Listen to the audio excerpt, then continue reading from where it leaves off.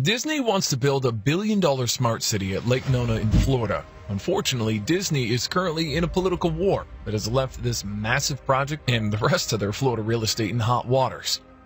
We're going to look at some of Disney's long-standing expansion plans and what's happened since the recent spat between the Disney CEO and the governor of Florida.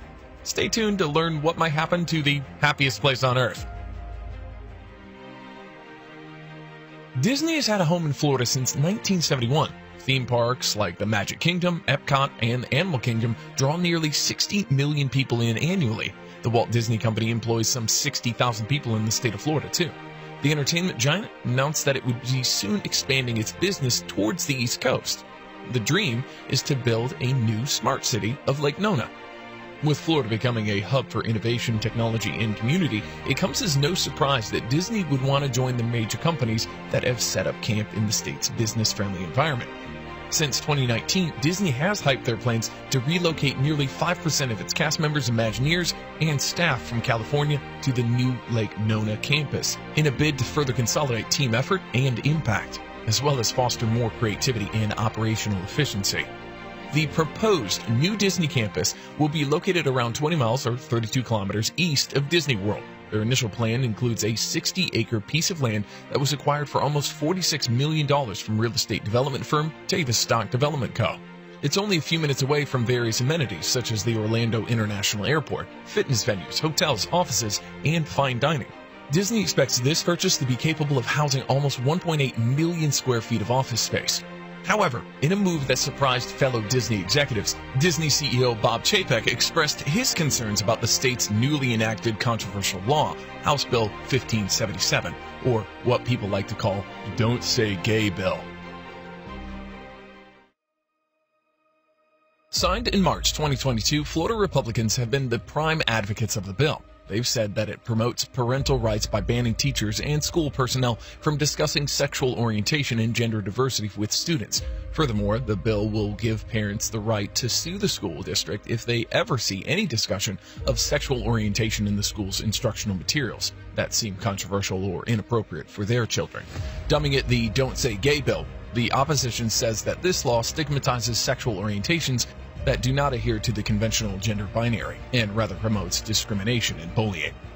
And they also argue that it infringes upon the freedom of speech of teaching staff and students, which already further hurts public schools' teachers' already limited First Amendment rights. After Disney's CEO expressed its grievance on the bill, Florida Republicans countered by passing a law that disables the company's special tax and regulatory autonomy in Disney World and the area surrounding it. Since the 1960s, Disney has had a special autonomy to self-govern almost 25,000 acres worth of Florida land, called the Reedy Creek Improvement District. Essentially the land in which the Walt Disney World Resort resides. Disney was essentially granted the right to act as its own local government within the approved district. This means Disney would perform the same task as a government, such as provide a fire department, security, and emergency services, oversee the construction and maintenance of roads, and ensure the provision of water and electricity. This new law restricts the firm from providing these services in exchange for a state tax exemption. It also means Disney will have to go through authorities to obtain building permits for their future projects. Before signing this bill in April of 2022, Republican Governor DeSantis said, "They do have services, utilities. We're going to take care of that. Don't worry, we have everything thought out." Florida lawmakers are now trying to pass a law to completely dissolve any special districts established before 1968 that haven't been re-ratified since. If Florida Republicans are successful in their pursuit, Disney's Reedy Creek and 5 other special districts not affiliated with Disney would be suspended by June 1st, 2023. The others could still request to be recognized as a special district once more if the bill is approved by the House and becomes law. Although Disney hasn't responded yet to legislature's attempts, if successful, the matter will end up in courts since, according to Florida law, special districts established by the legislature may only be disbanded by a majority vote of the district's landowners. Many analysts have also said that this legal battle could set up a precedent in Florida's relationship with theme parks in the near future. So where does this leave Disney and Lake Nona? Despite Disney's role as a major Florida employer, state lawmakers are not too worried about missing out on Disney's billion-dollar investment in Lake Nona. This is all due to the fact that Lake Nona's economic prospects are high enough to attract equally large companies to the table, such as KPMG, Amazon, and the United States Tennis Association. With Lake Nona's potential economic rise throughout the years, Disney's possible pullout will not be seen as a major loss to the state. Disney, however, has been undeniably one of the biggest taxpayers in Florida, even with the tax cuts that they've enjoyed. According to the fact sheet, Walt Disney World Report has paid over $780.3 million in both local and state taxes in 2021 alone. And since Disney's track record is on good footing with its employees and fans, it's unclear whether which party would suffer more consequences, the company or the state.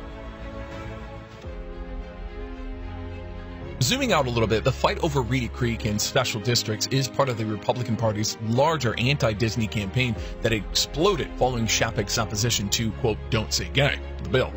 But conflict has been between Disney and Republicans for a while over divisive issues, like Disney promising to remove the Splash Mountain ride, which has been criticized as racist, and conservationists labeling some Disney movies Plus as offensive to traditional values. Right-wing media sites have regularly attacked the company, and conservative demonstrators have gathered in California and at Walt Disney World. Disney's involvement in the partisan culture battles comes despite the CEO's initial reluctance to speak out on any political matters, and it's even been agreed among the Disney business executives that they would not be publicly commenting on political matters.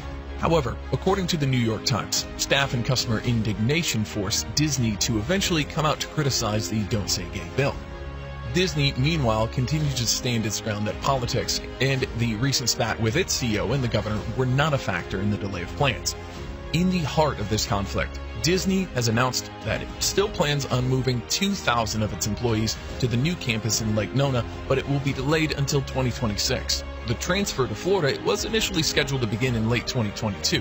However, Disney stated through their spokesperson that the delay is given the construction and people involved more time to adjust to the new establishment. Furthermore, reports surfaced that it's not just Disney's new regional base that could bring in business to the state.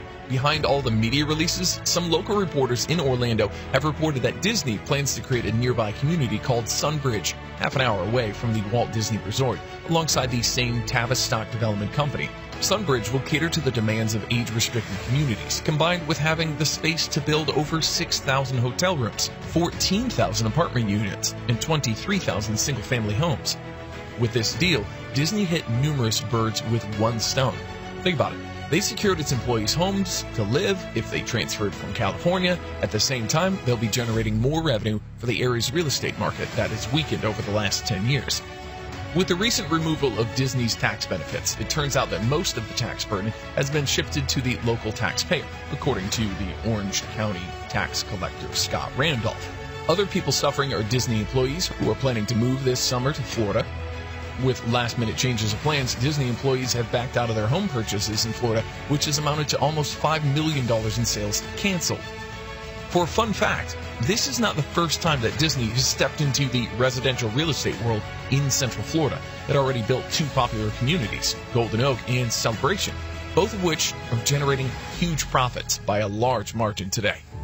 In December 2019, Disney applied for a tax credit in Florida and detailed the $864 million sum that they plan to invest into their new home base. After initially gaining approval, Disney earned the privilege of over $570 million worth of tax cuts for over 20 years, and the company thought it had everything figured out.